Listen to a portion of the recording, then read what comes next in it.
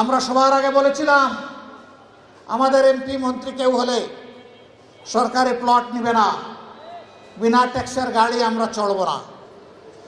আলহামদুলিল্লাহ আমাদের রাস্তা ধরে সরকারি দল একই ঘোষণা দিয়েছে, তাদেরকে অভিনন্দন। আমরা বলেছিলাম প্রবাসী রিমিটেন্স যোদ্ধারা মারা যাওয়ার পরে তাদের লাশ নিয়ে টানাটানি ঠেলাঠেলি হবে না।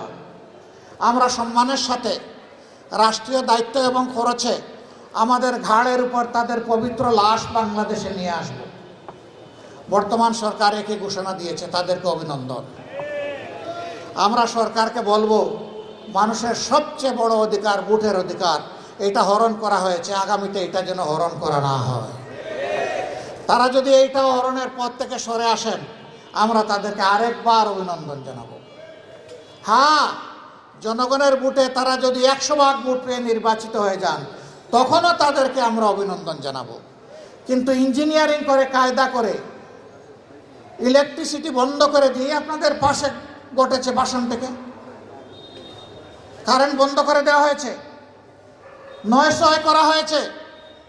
আমরা এগুলো আর দেখতে চাই না। দেশের বহু জায়গায় গায়ের জোর খাটিয়ে আমাদের এজেন্টদেরকে বের করে দেওয়া হয়েছে। আমাদের এজেন্টরা রক্তের বিনিময়ে ভোট চায় নাই, এই জন্য তারা ছেড়ে দিয়ে চলে গেছে। আগামীতে মানুষের ভোটের অধিকারের পক্ষে জীবনের বিনিময়ে হলেও আমরা দাঁড়িয়ে যাব ইনশাআল্লাহ। আপনারা দোয়া করবেন। অনেকে শরিয়ার শাসন শুনলে ভয় পান। আমি বলি, আমরা যাকে আইন বলি, ইংলিশে তাকে ল বলে, আরবিতে তাকে শরিয়া বলে। তো আইন ছাড়া কি কোনো দেশ চলবে নাকি? দেশের জন্য তো একটা আইন লাগবেই। সেই আইনটা হতে হবে সবচেয়ে ভালো আইন। সবচেয়ে ভালো আইন যখন হবে, তখন ভালো শাসন, সুশাসন দেশে আসবে।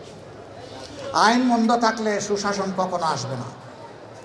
এই পবিত্র রমজানের মাসে আমরা সরকারি দলের প্রতি আরেকটা আহ্বান জানাই, কমপক্ষে চাঁদাবাজিটা বন্ধ করে।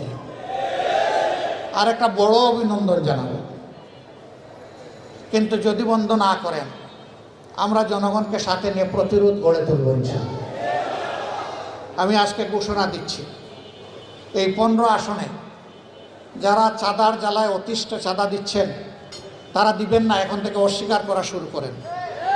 কোনো জায়গায় বাধা দিলে আমাদেরকে ডাক দিবেন, আমরা এসে আপনাদের পাশে দাঁড়িয়ে যাব। সবাই মিলে আমরা একসাথে ফাইট করব ইনশাআল্লাহ। কি শুরু করতে হবে আপনাদের জায়গা থেকে। নীরবে দিয়ে যদি স্বীকার না করেন, ভাই আমরা তো কিছু করতে পারবো না। প্রতিরোধ, প্রথমে প্রতিবাদ, তারপরে প্রতিরোধ, ইনশাআল্লাহ আমরা এইভাবেই চালিয়ে যাব। সম্মানিত বন্ধুগণ, আমি কথা দিয়েছিলাম যে আমরা নির্বাচিত হলে এখানে সবাই মিলে পরামর্শ করে এই আসনের সমস্যাগুলো ইনশাআল্লাহ আমরা দূর করব। আমি কথা দিয়েছিলাম, যদি বাংলাদেশে সরকার গঠনের সুযোগ আমরা পাই, তাহলে সারা দেশে একই কাজ করব।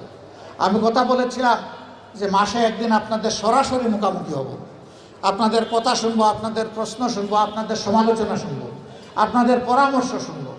সব শুনে আমরা পরবর্তী কর্মপন্থা আমরা নির্ধারণ করব। ভুল করলে সরি বলবো, ভালো করলে আপনাদের কৃতজ্ঞতা আদায় করব।